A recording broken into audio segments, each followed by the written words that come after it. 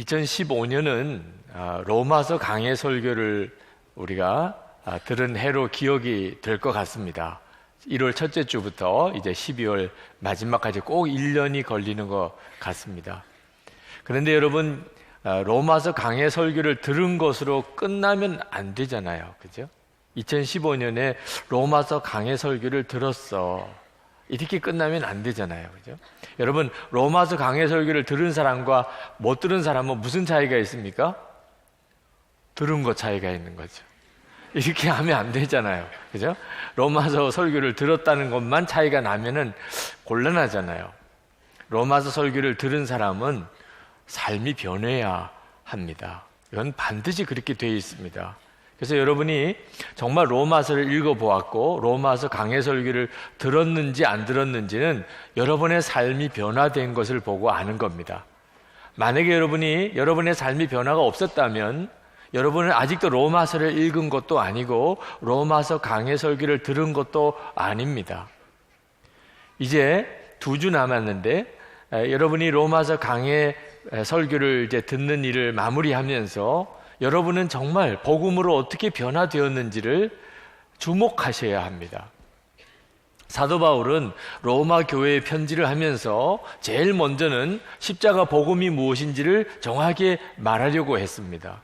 십자가의 복음은 예수님과 함께 죄의 종로로 닫은 나의 옛사람이 십자가에서 함께 못 박히고 그리고 죽었습니다. 예수님이 죽으실 때 나의 옛사람도 죽었습니다. 이제 예수님이 부활하시는 그 부활에 우리가 연합해서 그 주님의 영이 내 안에 오셔서 내 생명이 되시고 그리고 내 주님이 되셨습니다. 이것이 십자가 복음입니다. 1장부터 8장까지 그 이야기를 쓰고 있고 9장부터 11장까지는 그 사이에 유대인의 문제를 잠깐 언급합니다. 그리고 9장부터 15장까지는 12장부터 15장까지는 도대체 십자가의 복음을 아는 사람은 어떻게 살아야 하는지에 대해서 설명하셨어요. 그리고 맨 마지막에 사도 바울의 자기 개인 간증을 하고 있습니다. 십자가의 복음이 사도 바울의 삶은 어떻게 바꾸었는지를 말씀하고 있는 거예요. 오늘 사도 바울은 자기의 개인 간증을 하시면서 우리에게도 도전하고 있습니다. 여러분도 십자가의 복음을 이제 들었고 알았는데 여러분의 삶은 어떻게 복음으로 변화되었느냐고 말씀하고 있는 겁니다. 사도 바울은 십자가의 복음이 자기를 어떻게 바꿨는지를 16절에서 자기를 이방인의 사도가 되게 했다고 말합니다. 16절 말씀을 보면 하나님께서 이 은혜를 내게 주신 것은 나로 하여금 이방 사람에게 보내심을 받은 그리스도 예수의 일꾼이 되게 하여 하나님의 복음을 전하는 제사장의 직무를 수행하게 하시려는 것입니다. 그리하여 이방 사람들로 하여금 성령으로 거룩하게 되게 하여 하나님께서 기쁨으로 받으실 제물이 되게 하시려는 것입니다. 여러분이 이방인의 사도가 되게 되었다는 이 말씀은 정말 놀라운 말씀입니다. 왜냐하면 정상적으로는 누구도 그렇게 할 사람이 없기 때문에 그렇습니다. 지금 시대에도 우리 가족 중에 아들이나 딸이나 또는 부모님이나 형제나 선교사를 가겠다고 하면은 우리가 다 예수를 믿고 참 믿음이 좋다고 하는 우리들인데도 너무너무 그것은 중요한 문제가 됩니다. 여러분의 친구 중에 함께 신앙생활 하던 같은 집사님, 권사님 중에 선교사로 나가겠다고 하면 그건 우리에게 굉장히 심각한 문제가 됩니다. 지금도 그렇습니다. 그런데 사도 바울 당시 때는 선교사가 없었습니다. 특히 이방인들은 유대인들이 아주 안 좋게 여기던 사람들입니다. 지옥의 불쏘시개로 만들었다고까지 여길 정도로 이방인들에 대해서 그들은 아주 내려보고 있었습니다. 그런데 사도 바울이 자기의 일생을 이방인 선교에 바치겠다. 이건 정상적인 사람이 생각할 수 있는 일이 아닙니다. 사도 바울은 로마에 가서 목배임을 당해서 순교했습니다. 사도 바울이 그걸 몰라서 그랬을까요?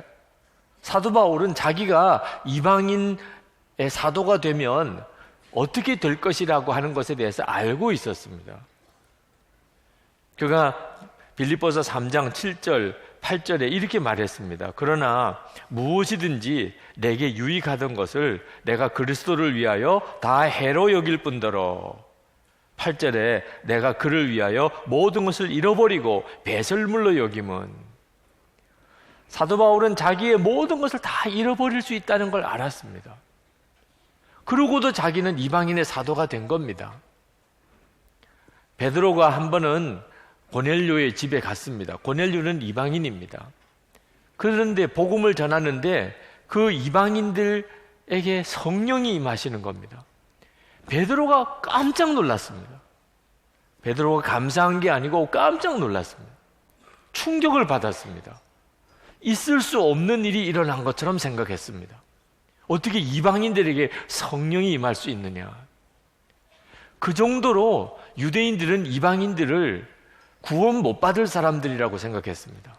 그런데 사도 바울이 그들을 위해서 모든 것을 다 잃어버리고 배설물처럼 여기고 그리고 그들을 위해서 갔다는 것은 사도 바울의 생각에서 나온 이야기가 아닙니다. 사도 바울이 어려서부터 꿈꾼 정말 아닙니다. 사도 바울이 그것을 위해서 좋아서 간 것도 아닙니다. 전적으로 사도 바울 안에 예수님께서 사도 바울을 그렇게 쓰신 겁니다. 사도 바울은 진짜 나는 죽고 그리고 이제는 예수님으로 사는 사람이었기 때문에 사도 바울이 이방인의 사도가 된 겁니다. 로마서 6장 8절에 만일 우리가 그리스도와 함께 죽었으면 또한 그와 함께 살 줄을 믿노니, 사도 바울은 진짜 이 복음대로 살았기 때문에 이방인의 사도가 된 겁니다. 사도 바울은 18절에서 아주 매우 중요한 언급을 합니다. 우리 함께 한번 읽어보실까요? 그리스도께서 이방 사람들을 복종하게 하시려고 나를 시켜서 이루어 놓으신 것 밖에는 아무것도 감히 말하지 않겠습니다. 사도 바울은 아주 우리가 정말 외워야 할 만큼 중요한 말씀을 하고 있습니다. 그리스도께서 나를 시켜서 이루어 놓으신 것 외에는 내가 아무것도 자랑하지 않겠습니다. 여러분, 사역자에는 두 가지 종류의 사역자가 있습니다. 주의 일을 하는 사역자죠. 하나는 자기가 주 예수님을 위해서 열심히 일하는 사역자가 있습니다. 또 한 부류는 예수 그리스도께서 나를 통해서 역사하시는 사역자가 있습니다. 여러분, 이 차이를 잘 아셔야 됩니다. 똑같은 주의 일을 해도, 교회에서 봉사하고 섬겨도 자기가 주님을 위해서 일하는 사람이 있고 예수님께서 나를 통해서 역사하는 사람이 있는데, 사도 바울은 이 두 번째 경우를 그리스도께서 나를 쓰셔서 이루어 놓으신 것 외에는 아무것도 자랑하지 않겠습니다.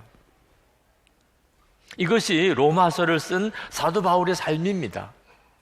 그리고 로마서를 읽은 우리들에게 하나님이 이루시려고 하는 삶입니다. 예수님께서 나를 통해서 역사하시는 삶. 그래서 우리가 일생을 다 살고 난 다음에 주님이 하셨습니다, 이렇게 고백하게 되는 삶. 이 삶이 여러분의 삶이 되기를 축복합니다.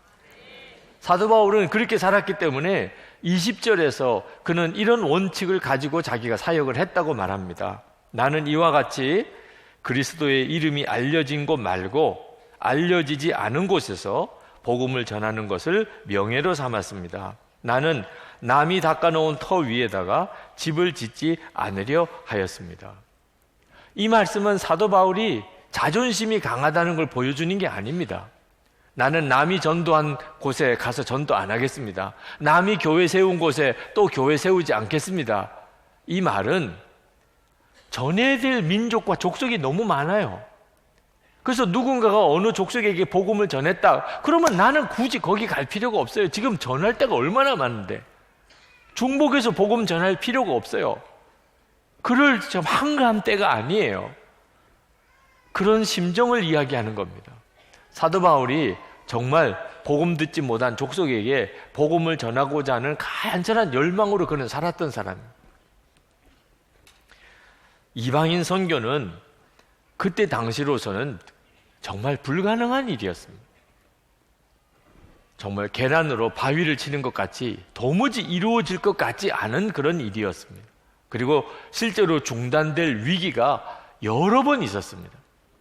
그런데 하나님이 놀랍게 그 복음이 여원의 불길처럼 전 세계로 퍼져가게 하셨습니다. 지난 2000년 세계 역사는 우리에게 그것을 말해줍니다. 복음이 얼마나 모든 족속과 나라에 퍼져갔습니까? 그리고 우리들까지 지금 예수를 믿고 있잖아요. 사도 바울이 2000년 뒤에 정말 이렇게 되어질 것을 그가 정말 알았을까? 만약에 이방인에 대한 어떤 편견을 가지고 있었다면 지금 기독교가 있었을까? 정말 꿈 같은 일입니다. 이건 정말 하나님만이 하실 수 있는 일입니다. 사도 바울의 아이디어에서 나올 수 있는 일이 아닙니다. 사도 바울이 나는 죽고 예수로 사는 사람이었기 때문에 가능한 일입니다. 그리고 하나님이 하시는 일은 정말 이처럼 불가능한 것 같은데 역사가 일어나는, 사람이 하는 일은 잘 될 것 같은데 항상 좌절하는 거예요. 여러분도 수도 없이 경험할 겁니다. 다 잘 될 것 같은데, 아무리 계산해도 아무리 계획을 짜보아도 잘 될 것 같은데 막상 해보면은 안 되는 거죠. 우리가 하니까. 그런데 하나님의 일은 도무지 안 될 것 같은데 해보면 역사가 일어나요. 영성일기 세미나 지난 주간에 저 대구에 내려가서 인도하고 왔습니다. 일기를 쓰라. 그것도 모든 사람에게 마음을 열고 살으라. 제가 생각해도 누가 그런 세미나 오겠어요?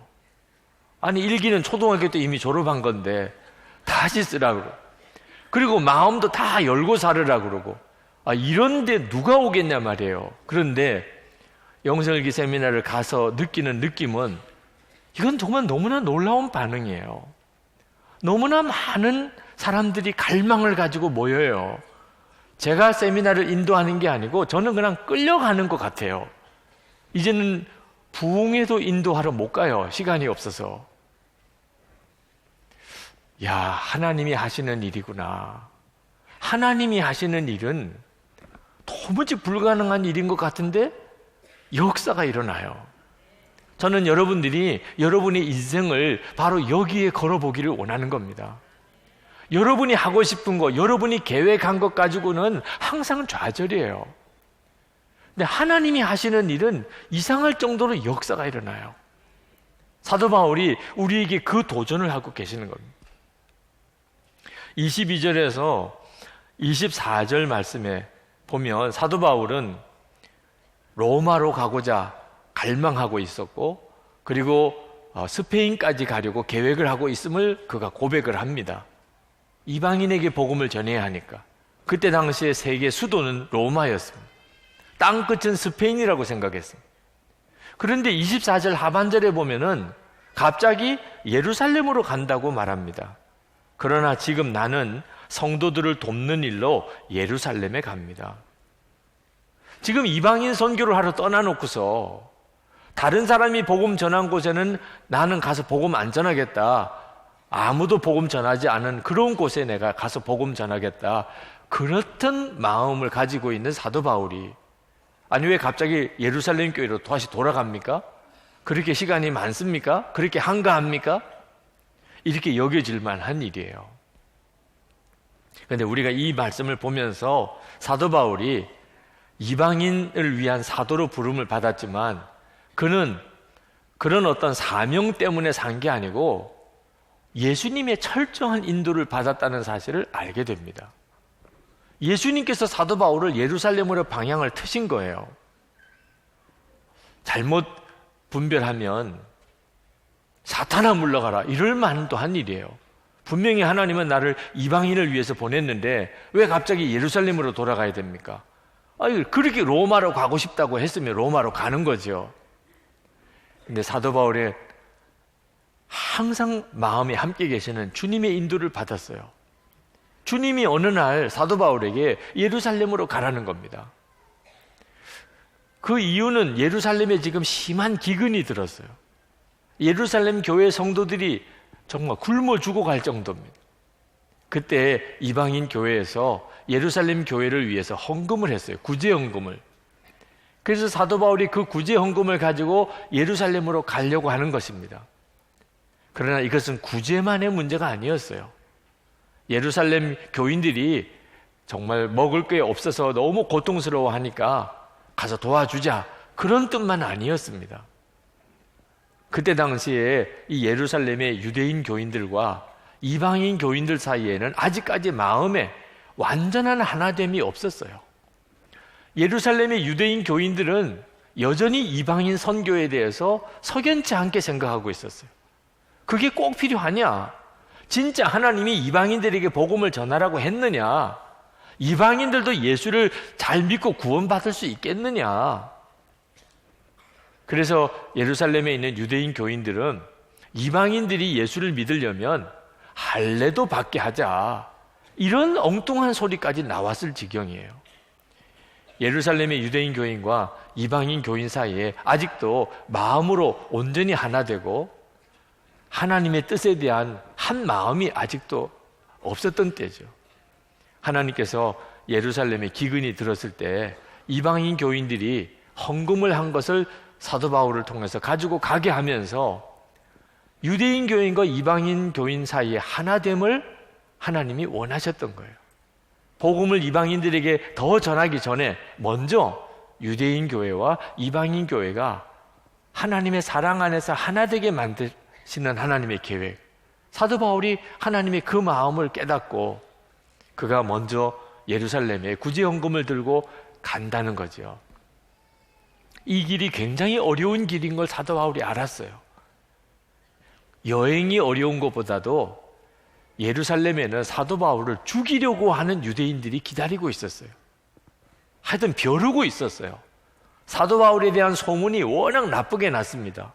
이방인들을 하나님이 사랑하신다, 이방인들을 이제 하나님이 택하신다. 유대인들은 얼마나 거슬리게 들리는지 모릅니다.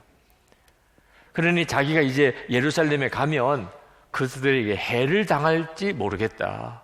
그래서 30절에서 33절까지 자기를 위해서 기도해달라, 내가 예루살렘에 가서 유대인들에게 해를 받지 않도록 기도해달라고 부탁을 했을 정도예요. 그러니까 사도 바울은 솔직히 별로 가고 싶은 마음이 안 드는 여행입니다, 예루살렘은.